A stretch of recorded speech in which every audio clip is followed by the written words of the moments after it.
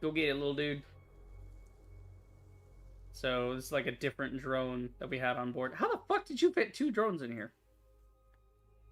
I'm sorry, nah, I ain't buying this shit. How'd you get 2 drones inside of this scanner and dozer, you have cleared a spot for another lander. Second lander beginning descent. Okay. But this is realistic. This is how it would go, is you would start with the basics of Foundation, and then you would send more drones that are more specialized. This is really cool. It's like step by step. And this would be a good educational game, actually, if you want to teach kids about space colonization and like how it might actually be done. You know, because these look like real modules that would be built as, you know, the type of thing. It's not designed for... Ow! Why is the cutscene so loud? With rovers from both landers, you can now build a pad. Yeah. This location is so like the landers are limited, but they're compact. That's the thing. They're not designed for people. They're designed to just get this thing down there without it being destroyed. There's actually one, the one they used to get the new Mars rover on. They had the old one that was there, and then I think when that one was starting to die, they sent another Mars mission to launch the thing at it. We'll look at that in a minute, because there's a cool technique they used that was basically conventional wisdom was to like have a pod, and that pod would release and fall down, and then you would like correct it with thrusters and slow its descent with parachutes, and then when it hits, you hope something doesn't break, and then like it, you know, opens the ramp, and then the rover comes out, and now the rover's out and about and ready to do science shit. The only issue then was like, you know, it's heavy, you gotta worry about fuel and all that. So the new innovative thing they did a couple years ago when they sent another like, you know, mission there, I don't know if they did it or it was a plan to do it, but I think they did actually do it, where they basically made a roll cage out of like air, essentially. It was an inflatable roll cage, so they packed it tight, and then when it got there, it was like there was a box that was in the middle that was with, you know, spikes and things that like held, like it was like a seatbelt. It was basically seat belted in, the rover was. It was like held in place inside of the box so it didn't roll or bang up against the walls. And then what they did was they encased that in like several sides in like an octagon or whatever, or like a decahedron, right? And those panels in that ball, like inside the ball was the box, and you know, it's strapped into the roll cage. Then the inflatables came out, so it was like an airbag. So they used airbags to they launched the thing, and then they deployed. They waited, so it was like, oh well, if you use airbags, aren't those going to tear off when it goes through the atmosphere? Well, one, Mars doesn't have that much of an atmosphere, and two, you would be correct, it does need heat shielding. That's why the exterior was heat shielded. And then once it got to a certain point, it deployed the airbags, right?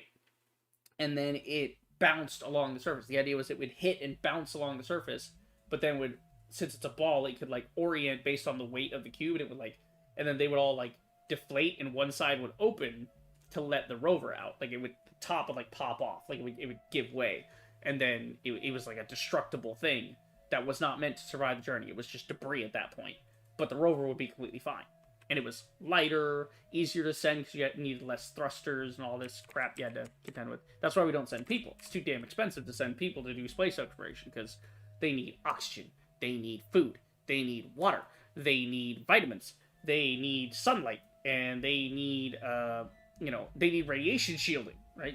God, don't get started on the radiation. Like, radiation will kill you super fast in space because there's no shield, there's no atmosphere. So if you just like, if you don't have the right windows on a spaceship, you're fucked. You're about to get hit with all kinds of radiation. Alright, so we're building a range extender that allows us to operate our... Wait. No. We have to start by scanning, then we have to build.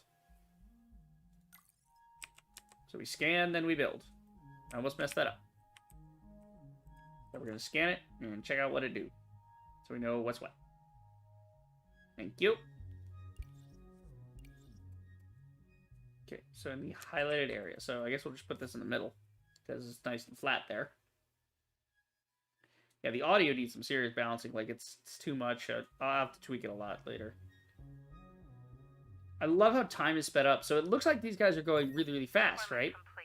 But no, this is in minutes and hours. So it takes them however many minutes to move. So like if I click this guy and I click like over here, want him to move here or, go do something. Then we want to build, like, let's say the electric relay. Check this out. So if I build the electric relay right here, watch the timer in the bottom left. So you see how it's like going super fast? That's minutes. That's sped up minutes. So that just took, yeah, so that started at about 6. He's going, he's building, he's doing. It finished at about 9. This space is that ready to be scanned in and real cleared for time. the landing pad. The landing pad must be built. Okay, so you guys get the idea. That in real time would have taken him like 3 hours, because these rovers are not really.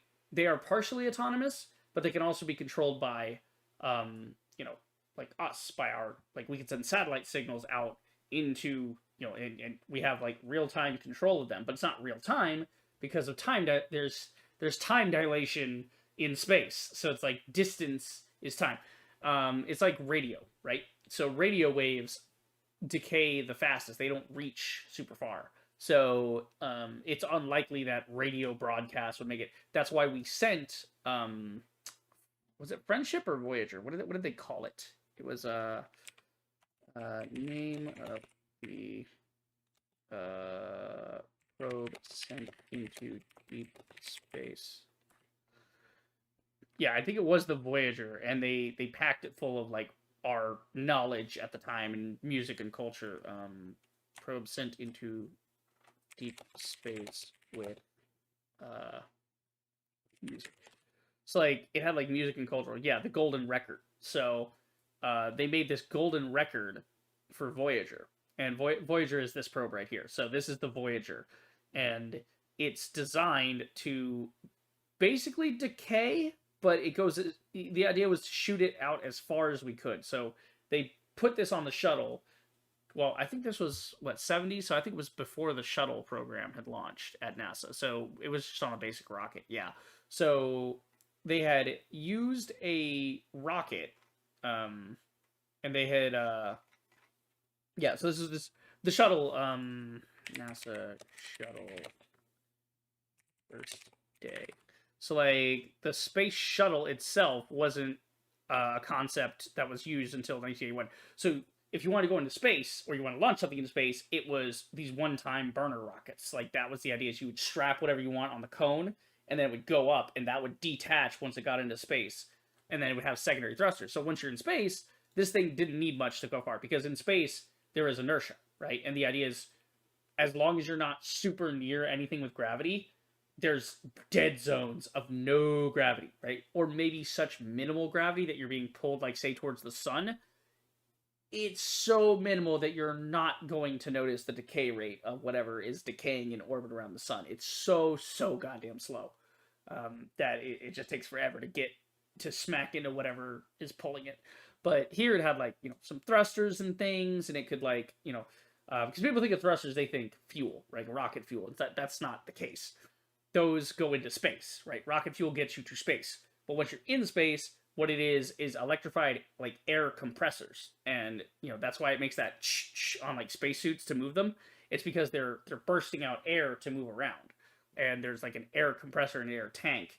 And this thing has just been, like, at a certain point, I think it reached, let's see, does it say when it decayed? Because there was a point where we controlled it and sent it signals to keep it on track.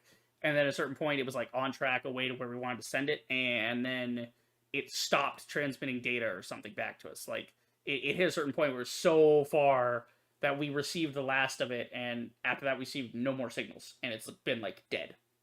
So it's, like, decayed and rotten, and, solar rays have hit it and whatever.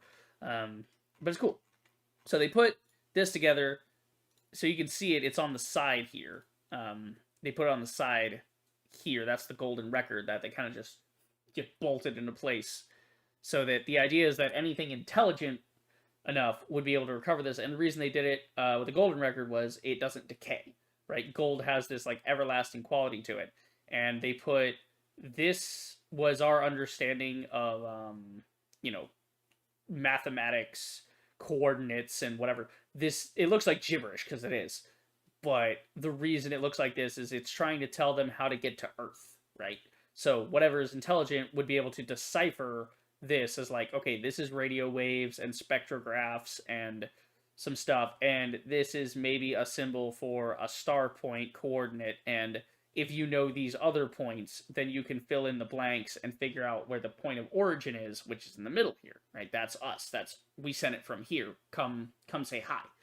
That's the idea. Is, we haven't had anybody come check us out yet, but it's out there somewhere, so maybe someday. And the idea was like, on the one side you had this, but on the other side it's a literal record. So they put information, because this was the best way to store it, is in these bands, because that was the most, it wouldn't decay, you could play it back by just simply analyzing the rings, and then putting it through an audio filter to tell you how to do it, and and then a video filter as well. So some of the records, they engraved the data of these the data of the image. So it's like on CDs and stuff, how they put it in they put the video and audio files inside of it, and that's the laser reads the disc, and it's refracted through whatever.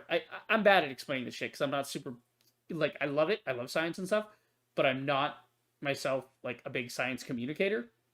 I can communicate things like history and art a lot better than science because I'm not a big science guy. So I don't know the exact inner workings of ZA, but I know the elementary of a lot of stuff. I know the basics of how things function so much. So they got like little pictures like a woman in a store, so they can see what life is like on planet Earth, and they can see. They might mistake this for our planet though, so I don't know why they included Jupiter, but they wanted to show Jupiter. So maybe Earth might be hard to spot. So they included Jupiter as like, hey, if they see Jupiter, maybe they've seen that planet before in their telescopes, and they'll recognize that planet before they recognize Earth, because Jupiter hasn't really changed in the last billions and billions of years. Earth has gone through some changes, so they might not recognize it as the same planet, like physically. The last time they looked at us, it might have been like a billion years ago.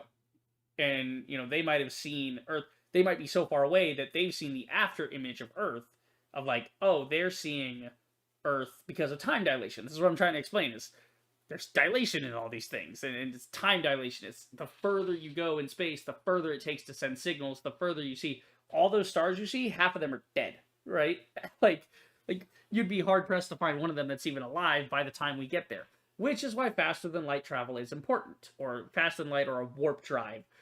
It's important to travel through things like subspace or faster than light without liquefying, ideally, because unfortunately we haven't found a way to do that. We can get up to high speeds, we can approach the speed of light, but as we approach the speed of light, organisms tend to decay. They kind of smush, because that's way too fast. That's why you have to then have things in sci-fi like inertial dampeners in the ships, or else dudes would get smushed. Like, oh my god. Anyway, point being, they would do that, and the shuttle program was launched in like the 80s as a way to like put stuff up into space, but we would reuse the shuttle a bunch of times. That'd be a lot cheaper, a lot more efficient. Anyway, the thing I was gonna look up, so Mars rover ball, I guess would be the way to describe this thing. Yeah. So I don't remember if they used this or, let's see, Mars rover landing. It's like the new landing. This is like how it kind of worked, right? So they had this is the conventional wisdom I was talking about. It's just, you slow it down with a parachute, you put it on it's like a framework, and then you just go poof, and there you go. And you just drop it onto the planet and hope shit didn't break. They include things on the kit that are like really robust and not meant to break, or it has like its own arm can like go down and repair itself. Like that's one of the things they're working on more of lately. In the new series of rovers they've been designing is rovers that are capable of self-repair and can be, you don't have to tell it exactly what to do. You could just have it run a program. So you can like tell it, hey, you've been damaged, you need to run this program. And it can be autonomous in that action, but it takes a second because we have to tell it, so it's not even real-time communication. It takes several minutes for the signal from us to reach that and tell it what to do. It would be a lot faster if we set up points between here and Mars. Like if we had, you know, a moon base where we could launch shit from. It'd be a lot easier. And then we could set up stuff from, you know, Mars, like between the Earth and Mars, we can have these stations that are just out in space floating there as like satellites and just could relay the information a lot faster. It's like setting up telephone poles, you know? That kind of thing. I don't know. Space is cool. I want to play Lunar One Industries. This would be a great game to stream because it takes some time to set stuff up and we can build out our little lunar city here and like all the little